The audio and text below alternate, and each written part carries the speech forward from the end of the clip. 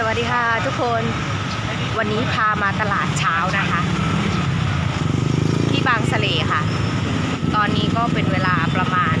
เกือบจะ8 โมงแล้วนะคะพอดีว่าออกมาสายหน่อยนะคะคือวันนี้อยากกินแกงไตปลากับขนมจีนนะคะวันก่อนเห็นช่องหนึ่งเขาทำแกงไตปลานะคะก็เลยนึกอยากกินก็เลยจะมาหาซื้อนะคะ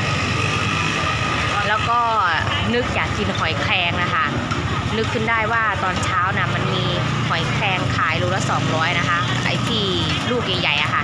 เดี๋ยวถ้ายังไงเราไปตามหากันนะคะ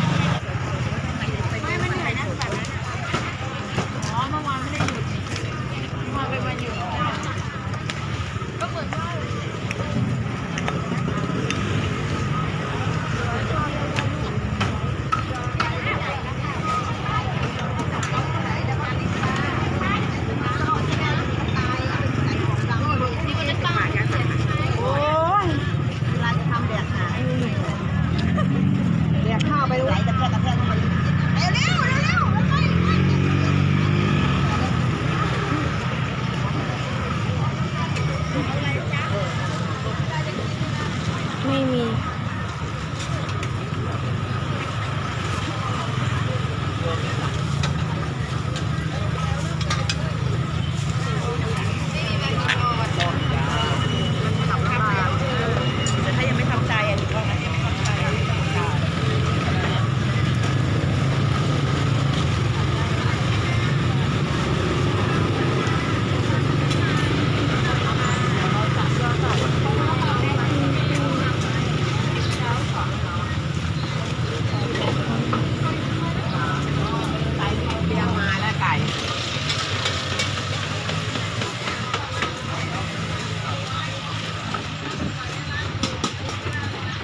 แกงไตปลาไม่มีเลยค่ะวันนี้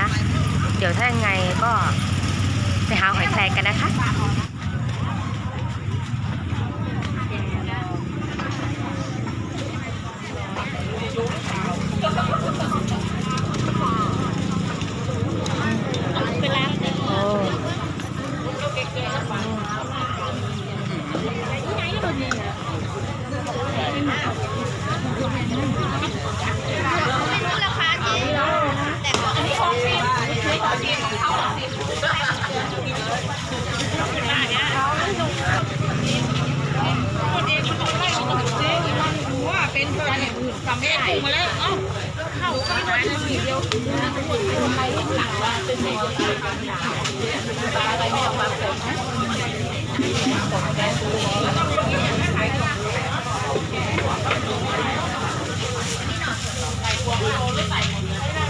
มาแล้วมาถึงแล้วนี่ไงคะ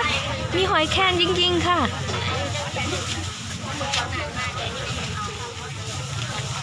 โลละ200 บาทดูนะคะนี่อยากกินมาตั้งนานละลูกใหญ่ๆแบบสดๆเลยดูสิยังมีดินติดอยู่นะคะอันนี้แพงโล200ครับ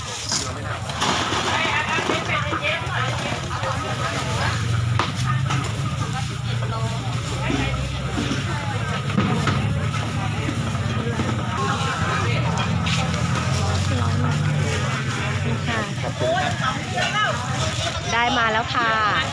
ซื้อแค่100 เดียวนะคะปกติเขาขายโลละ200เนาะอิวขอซื้อเขา100 บาทนะคะเอามาลองกินก่อนนะถ้ามันพอดีกินก็โอเคนะคะแต่ถ้ามันไม่พอกินเดี๋ยววันหลังมาซื้อโลนึงเลยเนาะสำหรับแกงไตปลาวันนี้หาไม่เจอเลยค่ะสงสัยวันนี้ไม่มีขายนะคะเดี๋ยวจะเดินต่อไปนะคะไปหาซื้อของกินไปกันค่ะนี่แหละค่ะเป็นแหล่งตลาดนะคะของชุมชนบางสะเลค่ะตอนเช้ามันก็จะเป็นวุ่นวายหน่อยนะคะเพราะตรงนี้มันก็เป็นพื้นที่แบบเล็กๆอะค่ะคับแคบหน่อยเอาป้นมะเขือจ้ะนิดเดียวจ้ะ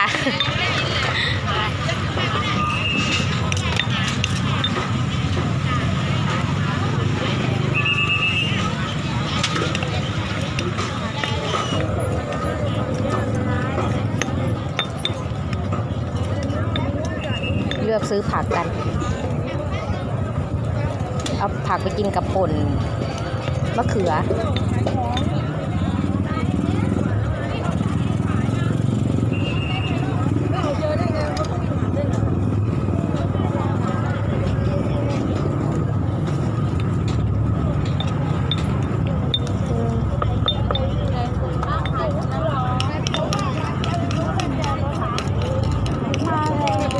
ปลาทูปลาล้าปลาทู1 ตัว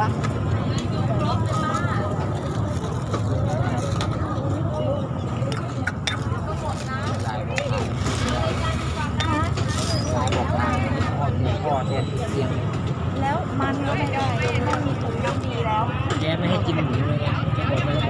เอาปลาทูไม่ใส่พริกไม่ใส่ปลาร้า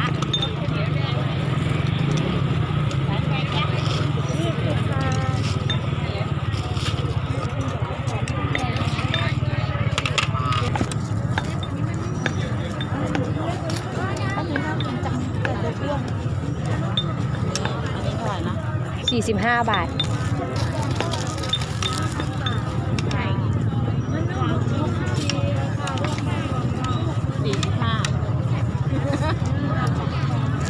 ซื้อหมูปิ้งกันพอค่ะ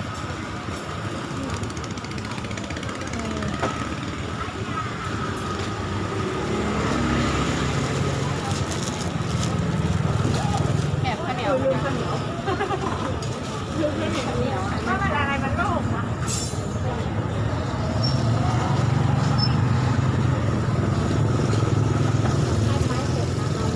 นี่แหละอะไรนะถ้าใครเขาไปนะ เอาข้าวเหนียว3 ห่อค่ะ จ้า45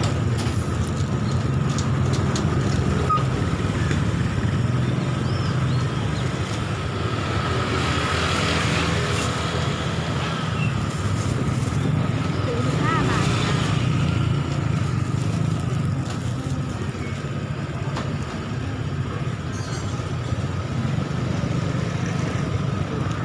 โอเคค่ะ มาซื้อกับข้าวเสร็จแล้วนะคะ ตอนนี้ก็จะกลับแล้วนะ เดี๋ยวติดตามกันคลิปต่อไปนะคะ สวัสดีค่ะ